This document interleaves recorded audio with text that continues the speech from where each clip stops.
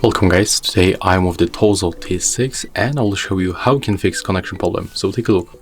In my case they are available on the list, but after a few moments I will get right here at the bottom of the screen information that they cannot communicate with my phone. And I'm going to show you the way how I can fix it and how it works in my case. So just wait until this information pops on the screen. There it is. So the first, I can recommend you to go back from the paired devices list and simply turn off the Bluetooth. That's the first thing. Another one, put them back to the case and close it. After a few seconds, just simply open it and take them out of this case. Right now, we have to take a look on the both earbuds.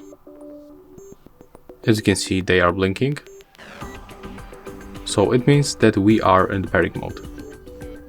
When you click to pair new device, they will pop on the list.